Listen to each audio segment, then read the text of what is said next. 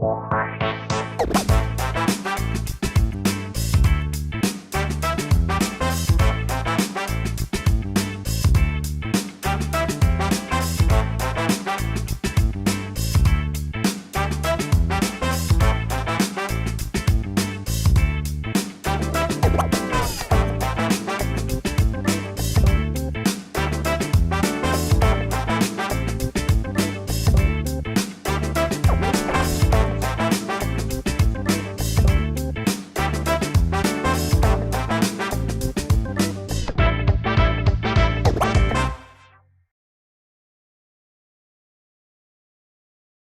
second seminar for the Forest City Youth Film Festival. I'm Dorothy Downs. I'm the executive director, and I'm going to be your host today for a couple of fantastic guests.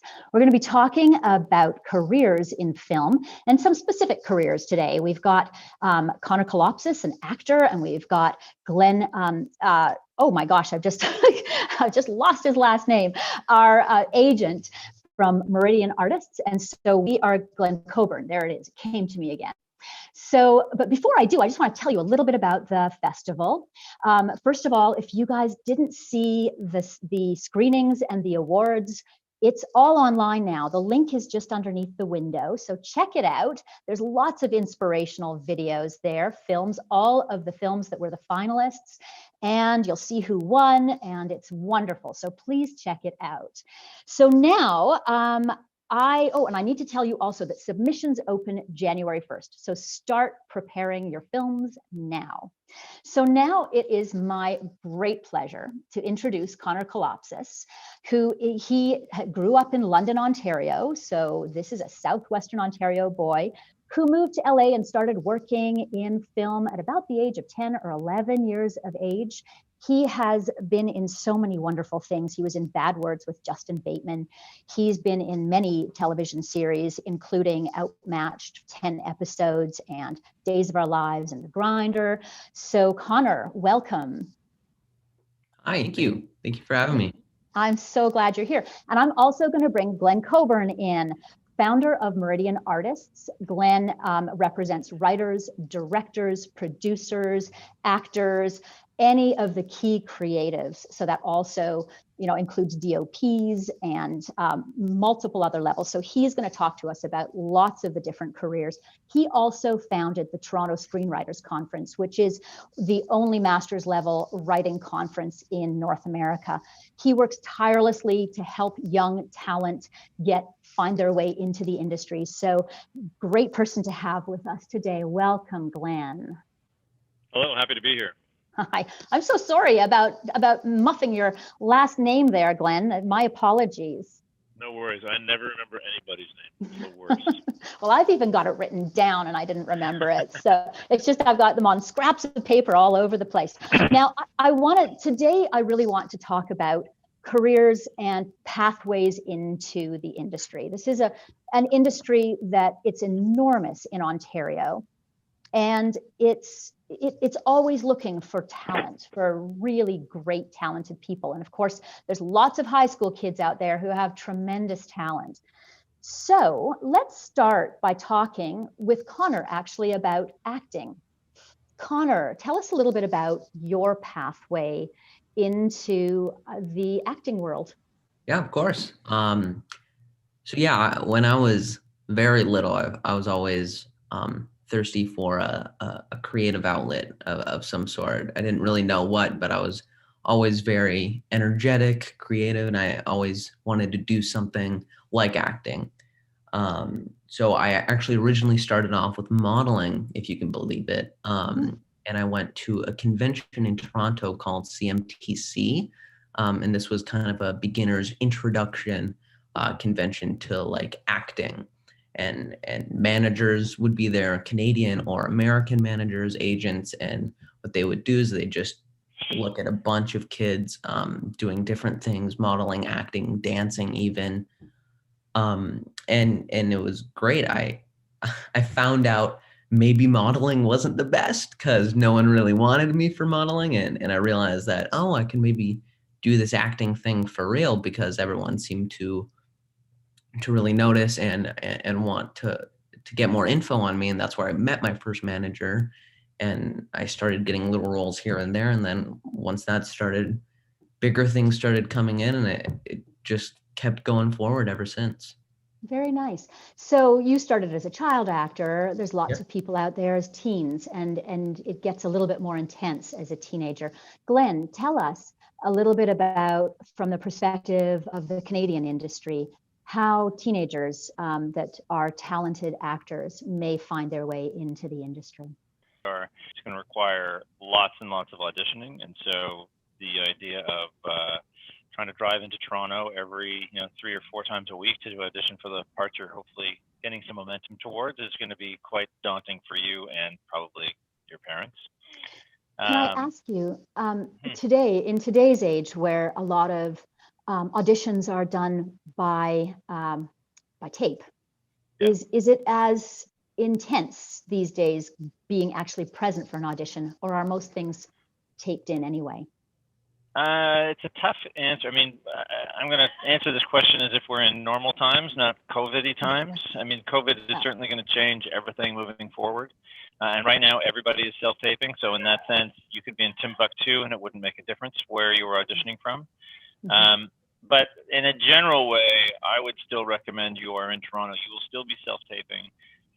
But you want to take every opportunity you can to be in a room with a casting director or a director or a showrunner, to make that personal connection, to make sure they get a sense of your energy, to have some sort of extra thing other than them watching a self-tape audition and you have no idea when they're doing that. They're watching on their iPad while they're watching a TV show, and there's just no connection there at all. So tell us, it's certainly more accessible, but I would still say not ideal.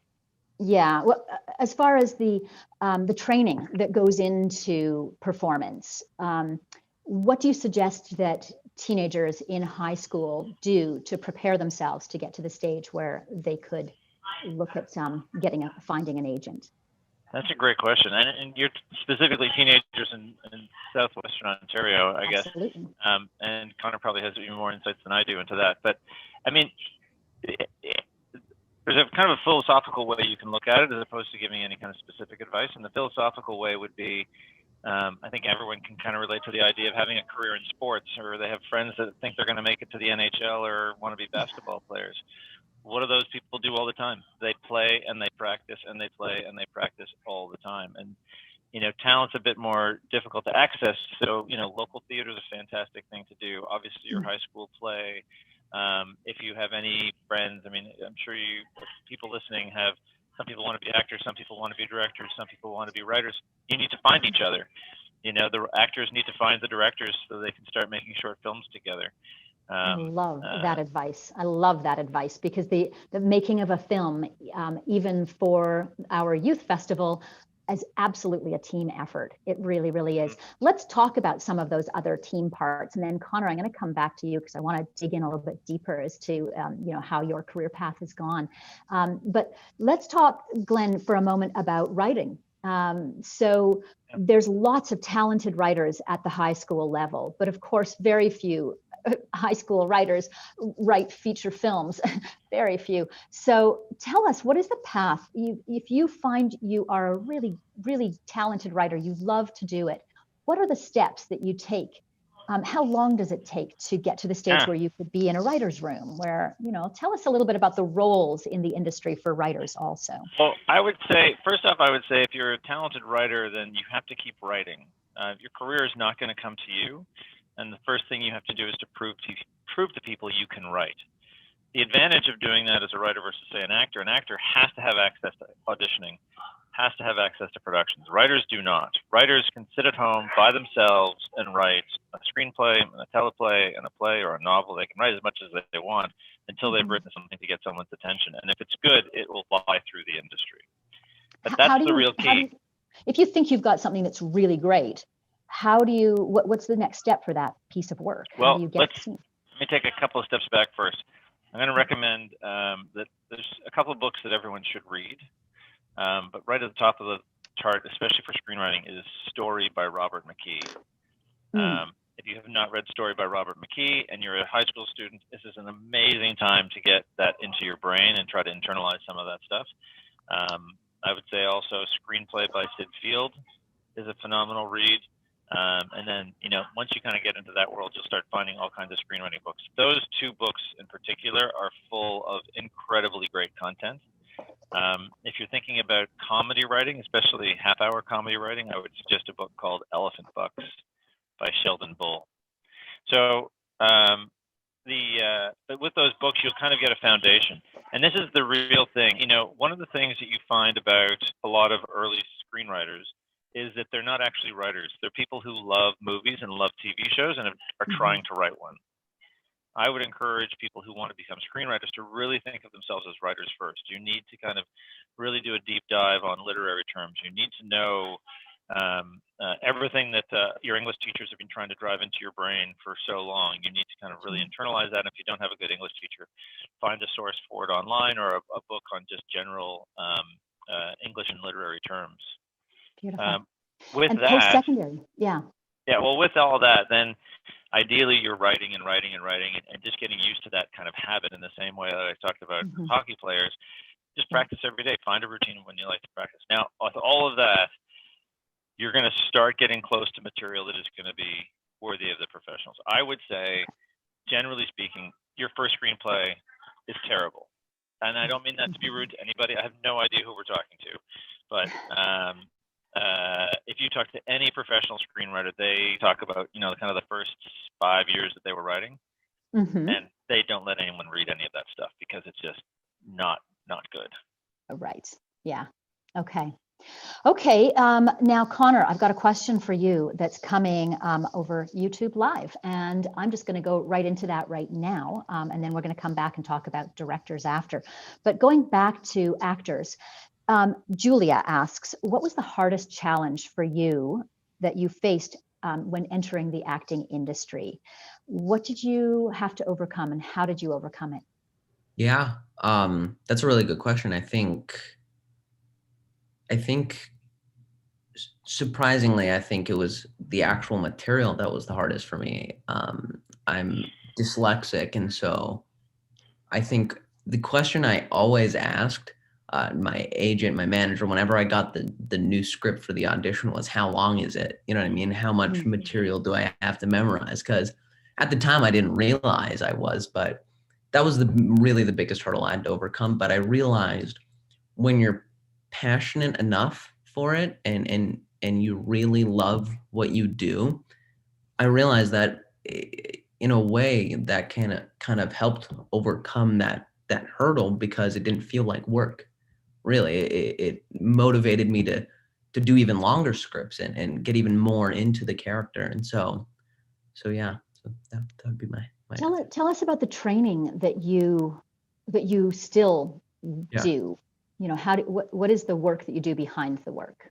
Yeah, so I think first of all, going back to the point that Glenn made, doing like literally hundreds of auditions isn't just one good to get out there as much as possible. It's also the best training ever, because you get different material and you can work on so much content just for yourself. So it's not just I don't look at it as, oh, I didn't get this part. I also look at these auditions as chances to get better, just the craft for myself. So, out of the 100, 200, 300 auditions I do, I only get one role, but I also get 300 different scripts that I can work on and get better as an actor. So I think that type of training is the best training possible. And if you just keep working at it, like Glenn said, practice, it's like a sport. That's really the best way, because some people have raw talent, but you need to really, really tweak it and make it perfect. Great attitude. Really, really great. And I think that you're right. It doesn't matter what your raw talent is. It's the work that goes into it that really fine tunes it and hones it. Glenn, I have a question coming from Julia before we move off writing and on to directing.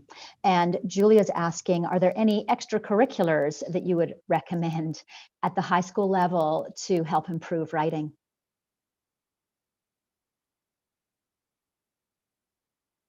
Is Glenn there? Sorry. Yep. No, I just muted myself because there's someone in my office.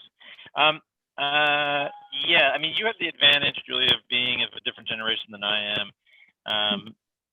If I was approaching film school today, the amount of content on YouTube is just extraordinary.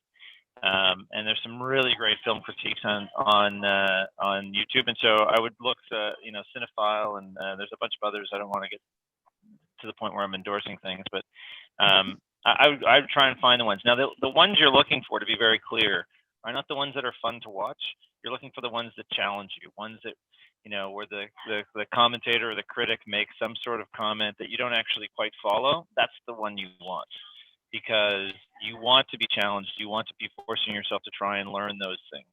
One of the real things that we really kind of drill into young writers and into our clients is you don't want to be the person who kind of tries to break in the industry because you like to talk about movies. You want to break in because you are the smartest person in your entire social circle when it comes to television and movies. It's not about, oh, I really liked Emily in Paris, or I really think that show is fun. It's about understanding the story structure and why the second scene in Emily in Paris is just a screenwriting abomination.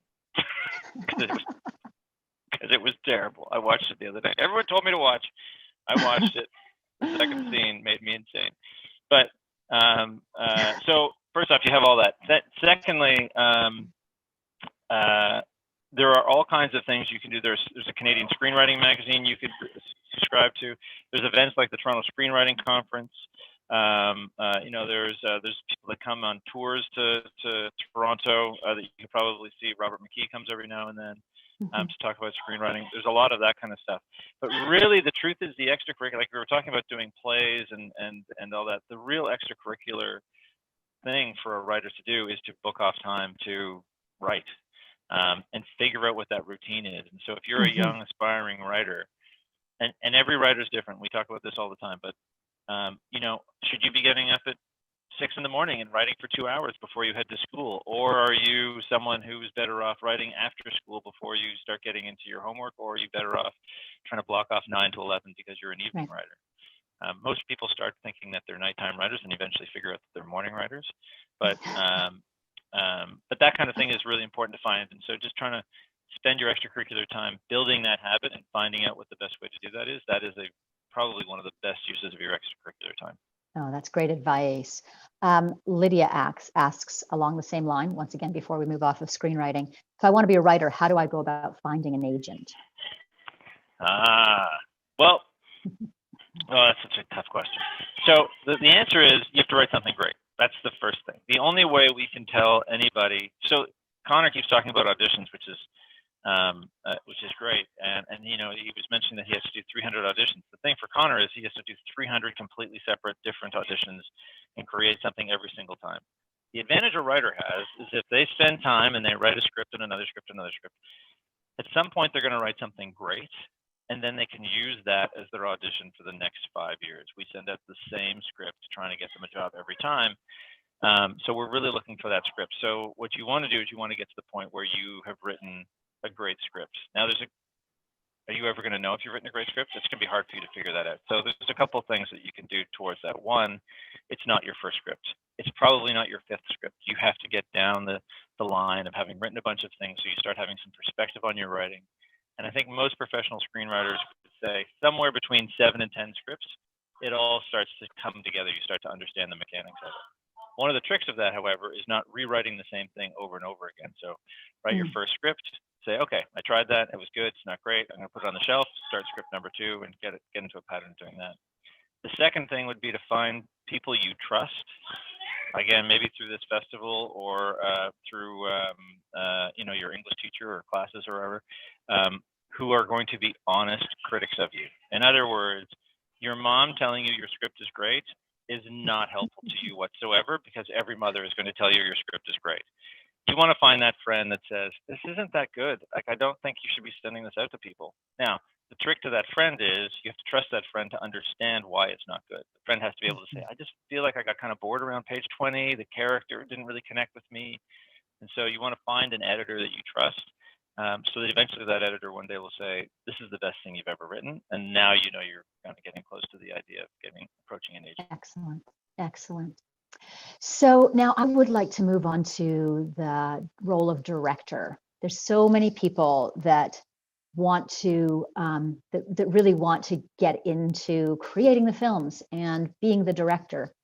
Tell us from your perspective, where you sit representing some really substantial directors, what is the path into that industry? What is the path into that role, I should say? The path can be quite similar again. You're looking to impress people. I think one of the things that people, especially young kids today, sorry kids, is that just because you shoot something and got something finished, that means it's good and everybody should see it. When I was a young filmmaker trying to break into film school, we made stuff on VHS. We didn't have YouTube to distribute it on. But I'll tell you, no one's ever going to see the movies I made on VHS because they're not really anything anyone should ever spend time on. But they were great practice for me. So it kind of is the same thing. The more difficult thing for directors is that directors have to have good material to shoot and have to find good actors. They have to really be able to build the team. And that's one of the key elements to becoming a director is starting to find your people. Who are the people you're going to, and the weird analogy of this is really a band. Like you think about great bands, and I'm just going to be old and use the Beatles as my example. How did Paul McCartney and John Lennon find each other? That to me is amazing. How did all the members of any great band find each other in the cities they lived in, or even if they were in different cities? The role of a director over their career is to try and find those people. Like if you go to, let's say, the festival when it happens, or I guess it's going to probably be online, but when it does, if you're a director, you should be paying attention to the directors of photography. Watch all the shorts, watch everything, and then when you see something you think looks great, reach out to that person, see if you connect with them, and start making them part of your team. Next thing you know, you're going to be, Richard Deakins and the Coen brothers, and you're going to make 20 films together. Amazing. So that's a big part of it. The other thing is, I would also just say that you have to prove something. So I can prove that you're a great director of actors. You can prove you're a great director of action. You can prove that you're great at moving the camera around. You have to prove something with your film so that when people watch them, they're not just saying that's nice. They're also saying, I'm curious about what this person's going to do next. Excellent. Great advice. I really like that.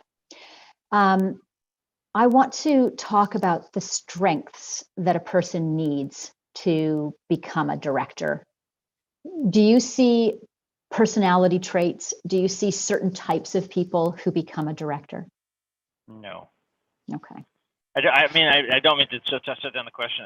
The truth is, I think historically we could certainly look at the whole idea that people thought men made better directors than women for a long time. Which is ridiculous. No, I didn't mean the question from that perspective. What I really but I'm just saying that. But that's it. The truth is, at the end of the day, you can be extroverted, you can be introverted, you can be open-minded, closed-minded. The thing I think you really need is what's the best way to put this? The thing you need to do, I think, is be able to be a leader and to be able to navigate a set. I mean, look, there's when you get down to it, you're talking about directing at the earliest stage of your career as a high school student. You've got to convince 5 of your friends to kind of give up their weekend and for pizza and something, and that's a skill. There's some people that can do it, and some people that can't. But that kind of gets you down the road. Eventually, that's going to turn into, can you motivate, 300 crew members on a shoot that's costing, $200,000 a day and keep the whole thing moving forward? That's a real leadership thing. And the only way to really be the real thing that underlies all of that is expertise, is professionalism, is not having to think about what shots you want. It's about coming in and knowing what shots you want. So once again, learning, the post-secondary. And I imagine most directors have some post-secondary in film. Some do, some don't. Some come through the assistant director ranks are a pretty popular way to become a director. A lot of directors of photography can become directors. Certainly, I think the people who have, whether they do the post-secondary on their own, I think is a good idea. To be quite, film school is a great place to go because it provides a lot of shortcuts. But if you don't manage to make it to film school, or you delay film school for a year or two, you can still pick up the list of the movie you should watch. You should still be able to read film theory. There's endless literature out there. You just have to absorb it. You want to be able to go into a meeting to pitch yourself as a director for a film and say, you Mhm. know, this reminds me of a Korean film from 1950. It was a film noir that they did, and because you are Yes. completely invested with being a screenwriter, or sort of with being a director. Director. And if you're coming in with just like the same pop culture references that everyone else is using, that you know you're hearing your friends talk about, or they're talking about at the dinner table with your parents, that's not Mhm. going to get you a job. Yeah. Good advice again. I want to go back to Connor now. We have a question. Connor, what was the first role that you ever did? Let's talk about that.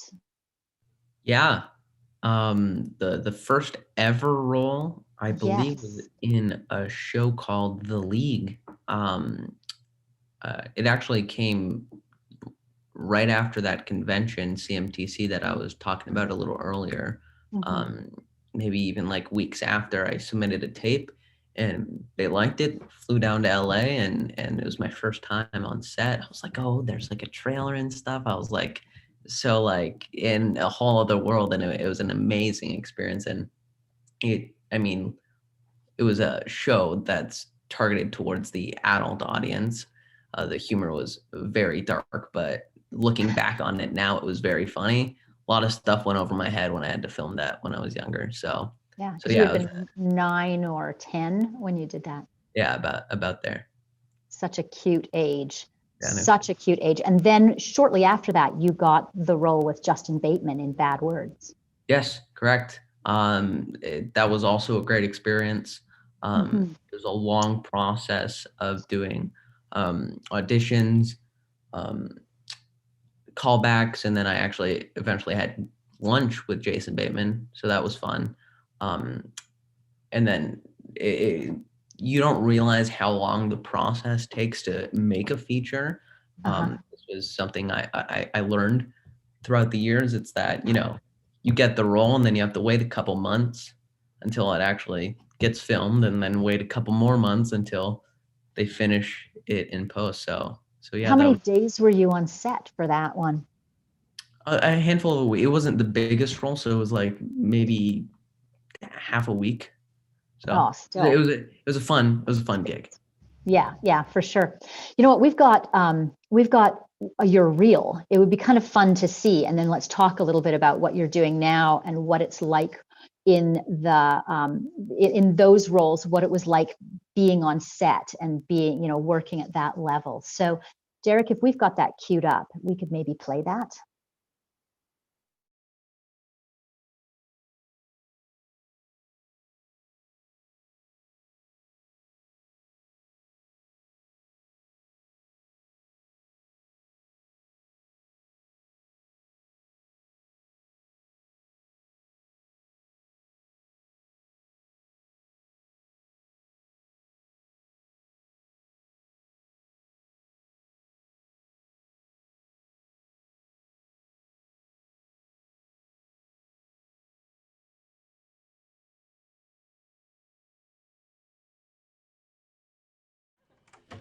Sorry, Nicole's not coming. But there's someone else you should meet. Treat her right. I just want her to be happy. That's why I printed her with a smile. I'm not driving until I'm 25. That's when the limbic system is developed enough to fully process risk. Well, if getting around is the concern, I have that taken care of. This is the future of transportation. This is a wearable airbag. Your dad's teaching you to drive. What?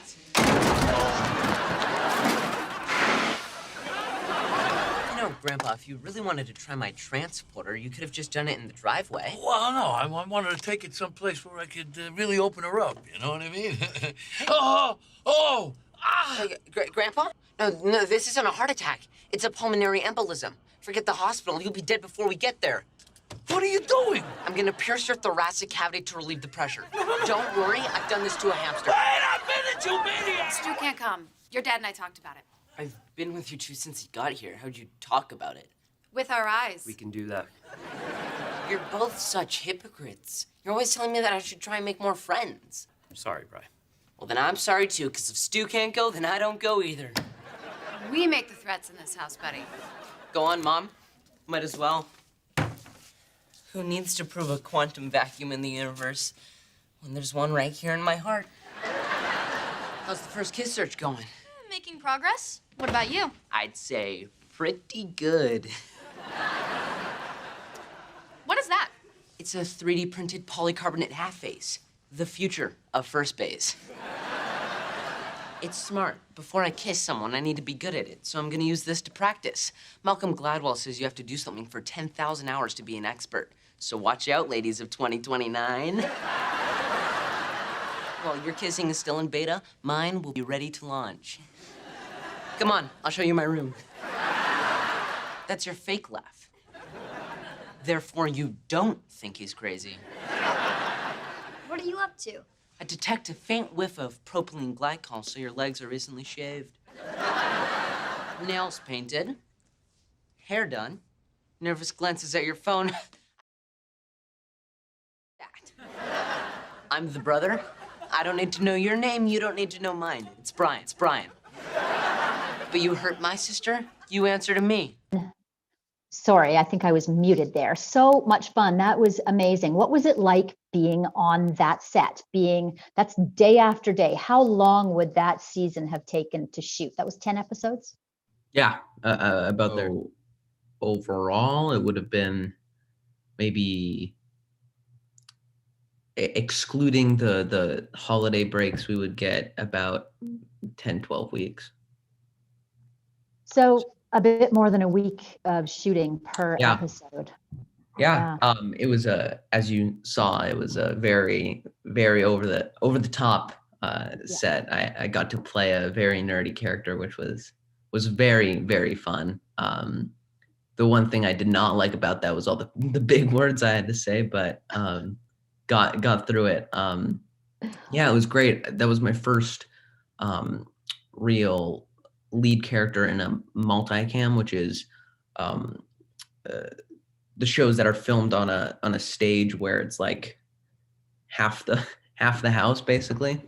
And it was great. It's much like theater, which isn't really where I was most comfortable in going into it. I tend to not like that area too much, but doing it really gave me more of an appreciation for the people who do like theater and do that type of acting, because it's tough. So the whole process of filming was Monday we'd do the table reads and just do rough blocking on the set with the director. Tuesday and Wednesday we'd do rehearsal. So that's no cameras, no getting ready, no nothing.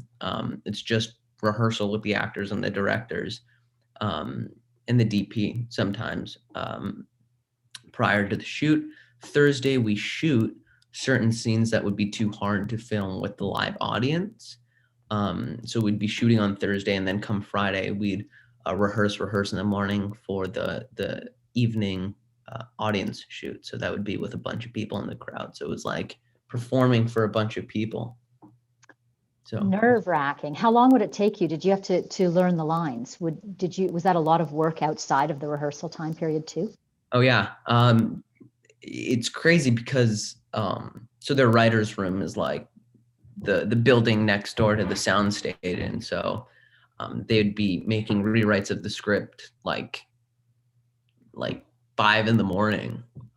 Before we got to set. So it's a lot of that type of filming. It's very hard to memorize it fully going into it. So it's really because of the amount you rehearse on set those days before, you kind of get familiar with it in your head, where come the shoot days, it's you're already comfortable enough where you don't say the line like 100% for what it is. It still gets across and you're good. So yeah, it was very hectic.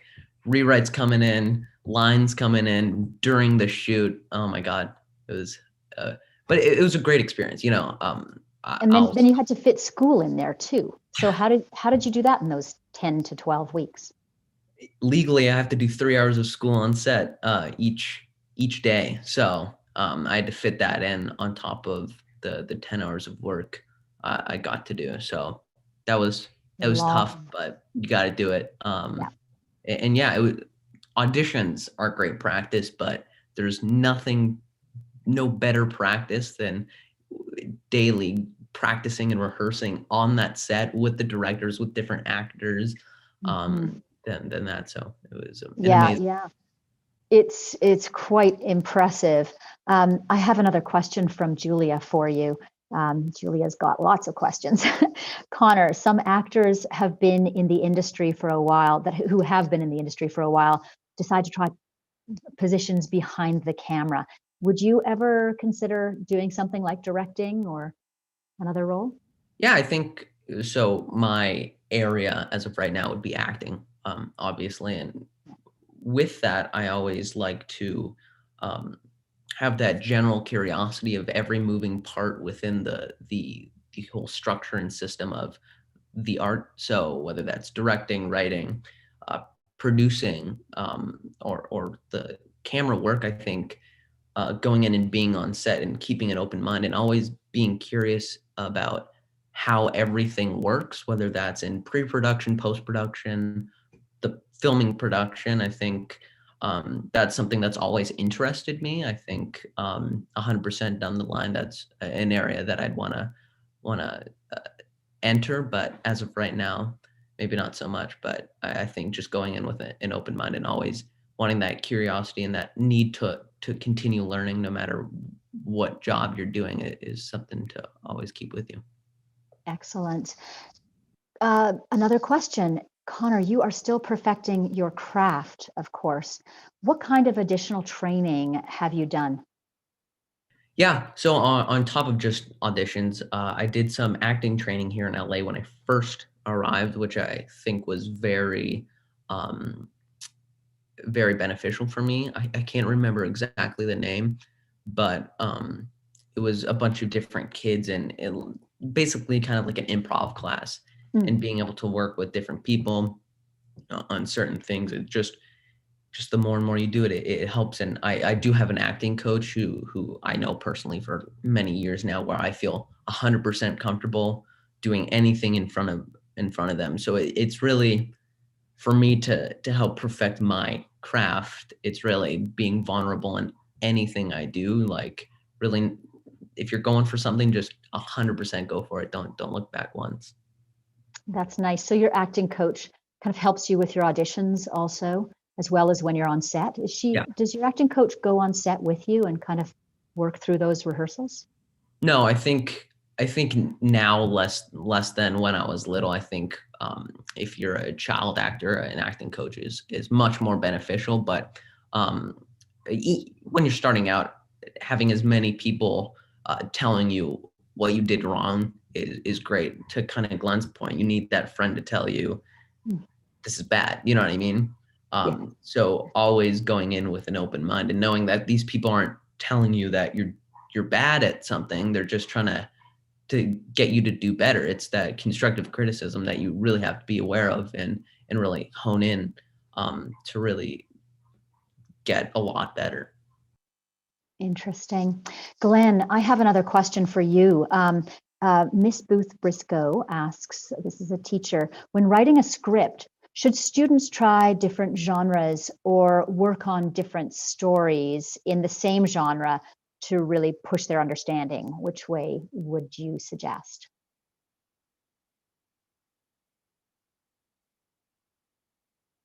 Do we still have There we them? go. Sorry. Yeah.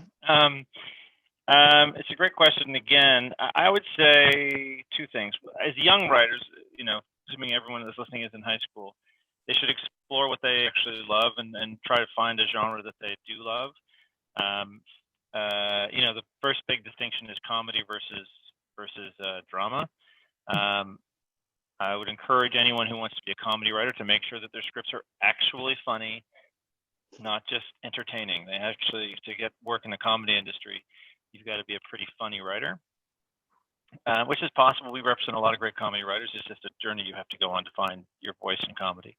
But I do think, the advice would change over the course of time. So I think at the age that everyone is at now, absolutely they should experiment with trying a sci-fi and a horror and maybe a family drama, things like that. But as they get closer to approaching their career, you need to start trying to focus so that you can enter your writing career. We think enter your writing career in a very specific place. It's very If I meet a young writer and they say, I want to be a science fiction writer, there's a very specific advice I can give them as a person beginning their career as a science fiction writer. If they come to me and they say, I want to be a sci-fi or maybe a genre writer. I think about comedy. I also really like family drama. There's no clear path to that. And kind of to that point, I think if I can just give kind of a sidebar to that, I'm a big fan of people coming up with an I want statement. And the great thing about an I want statement is you can change it at any time you want. You can change your mind. But if you actually wrote down what your I want statement is, I think it gives people focus. And in the entertainment industry, there's so many things pulling you in different ways. It's great to have that kind of beacon to be the thing you're focused on. So, I've had people come into my office and say, oh, I want to be a writer, director, and I want to shoot Soderbergh style, and I kind of do a bit of composing, and I may even star in my own movie. I'm not sure about that yet. There's nothing you can do for that person. Maybe they're going to find some success on their own by making great stuff, but in terms of managing a career, getting them, started, they're just too focused. And there are too many people out there who are spending, I'm going to use Connor's Malcolm Gladwell reference. There's too many people who are spending 10,000 hours trying to become a drama writer, or 10,000 hours trying to become a sci-fi director. And so when you can focus like that, I think it provides a great path to be on. Again, you can just think, I want to be a sci-fi writer, write science fiction for 18 months and think, you know what, this is not for me. I'm actually more of a horror writer, or move towards family. You can change it at any point in time. But I suppose that's why it's good to try different genres out as a writer and as a director, because you can start, you need to start. Maybe that is the path of after high school, is starting to zero in on getting really specific on that I want statement. So I used to teach a class at Sheridan College about business of film and television, and one of the exercises I had my students do was come up with their I want statement as specifically as possible. You want to write comedy? Do you want to write television comedy or feature film comedy? If you want to write television comedy, do you want to do single cam or multicam, the way Connor was doing? But the trick then, I had them actually print it out and put it on the top of their computer, so that anytime they were sitting in the cafeteria or anywhere else publicly, when their laptop was open, the person sitting across from them could see what they weren't. You have to put it out in the world what you actually want to do, because you never know what's going to help you. And so you never know. You put that on your laptop, and you might find a friend who also loves science fiction movies or loves horror movies. And next thing you know, you have a great colleague to start talking about things with, and to start bantering ideas with. That exercise, I had one student who had, she wanted to be a documentary editor. And so she put it on her computer. She was in the Apple store getting some service done on her Mac, and a guy walked up to her and said, oh, you want to be a documentary? I'm a documentary producer. Tell me what you want to do. And she ended up getting a job with that guy, and is now a documentary editor. So amazing. You have to put it out in the world to make sure that it's going to come back to you. So step one, get specific about your I want statement, and step two, put it out in the world. Correct. Very, very good. So we are nearing the end of our time together. I'm just curious if you have any questions for Connor, or if Connor has any questions for you. I had a question for Connor before this is real. Oh, before I know he's what it real. was. I have a question, Connor, because maybe tie things together. Great. That lunch with Jason Bateman. Yeah. So Jason Bateman, like you, was a TV star as a kid. Yeah. So, I'm guessing he probably had some advice for you during that lunch, or at least some insight into being a kid actor, or maybe over the time you spent with him. But also, maybe you could just talk for a second, because I know a little bit about Jason, and just his level of how articulate he is and how professional he is. And I think some people look at him and think, oh, he's just a funny guy who's kind of translated his career into becoming a big director. But the truth is, he is the consummate professional, from what I know. Yeah.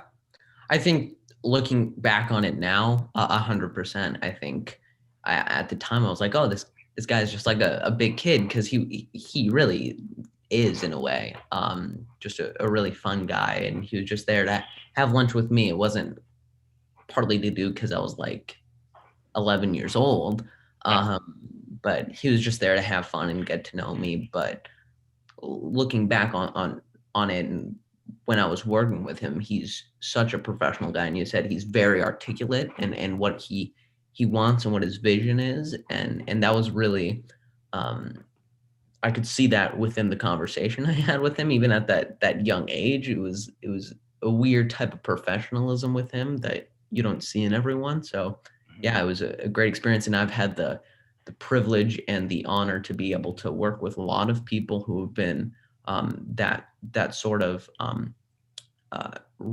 expertise, that they have that level of expertise and professionalism to them that not a lot of people get the chance to have. And so I've really had the honor and privilege of working with those kinds of people. That's That's lovely. great.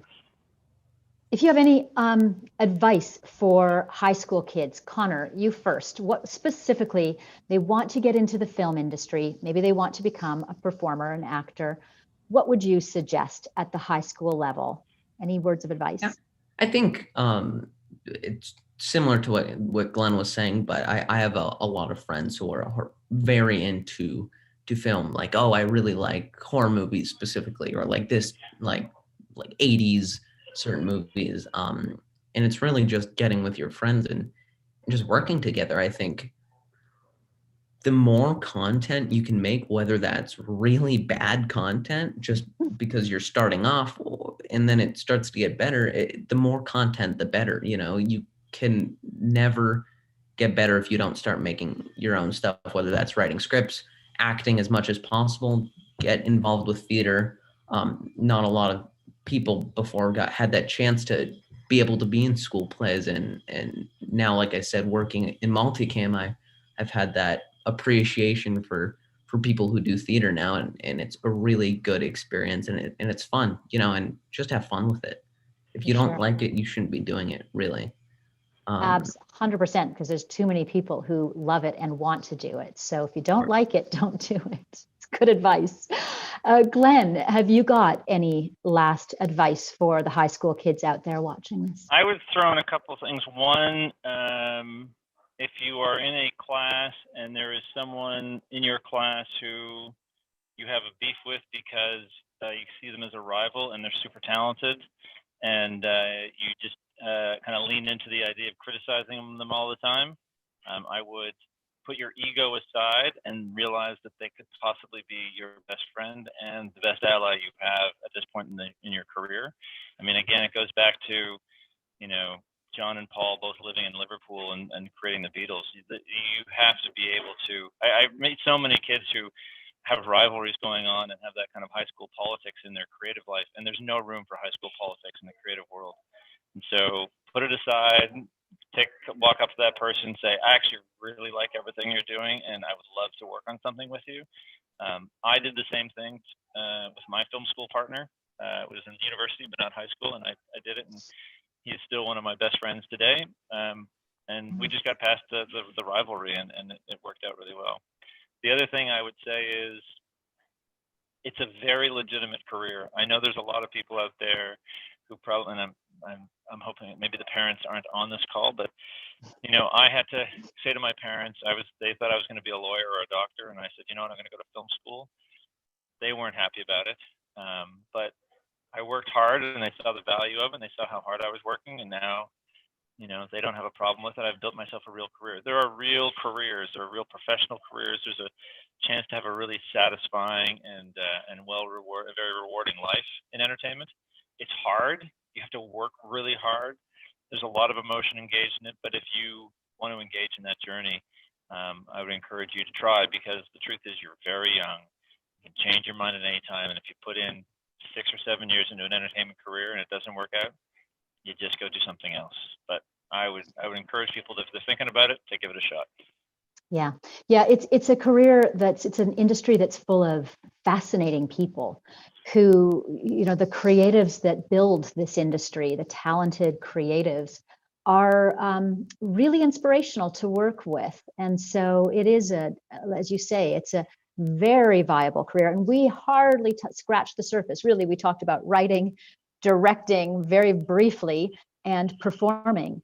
But the production end, there are so many roles for people who are a little bit more business minded. There's so many roles if you've got a mathematical brain and you love that creativity on a mathematical level. So many roles. I mean, and to be in this industry while working any of these kind of business roles, you still get that in the insights of all of the creatives that you're working with. So like you say, there's lots of emotion in it, but there's also, and you can find roles that match your personality. If you think you want to be a director, but you just don't feel like you're going to be comfortable guiding a set of 300 people, you'll make a great editor. I mean, half the movie is made in the editing suite anyway, so that's right. lean into editing. The editors are all super brilliant people who provide a ton of creativity. They don't get the accolades, and no one wants to interview them on Entertainment Tonight, but there isn't a director in the world that doesn't have 3 editors on their speed dial because they have to have them. So don't dismiss those technical roles, because they're just as valuable. And we call that division key creatives because they're so important. I am so glad you mentioned that, because in the spring, we're going to be talking about some of the more technical aspects. So we'll be talking about the art design and the cinematography, and talking to a couple of people who can tell us about that part of the film world. But there's even beyond that, you're right, there's editing, there's sound design, there's so much. So we've barely scratched the surface of what is in this industry. But I thank both of you, and I hope that everybody out there watching will tune in again in the spring, and over time we'll have a chance to talk about all of the careers that are available to people in the film industry. So Glenn, thank you so much. Connor, thank you. We all very much appreciate your expertise, and it's been such a pleasure to talk to you. Thank you. Happy to be here. Good luck, everybody. Thanks. Bye. Bye now.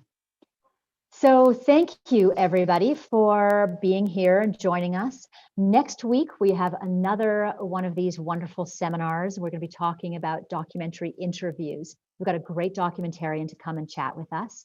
And so these seminars continue 2 more this semester, and then in April we've got another wonderful collection.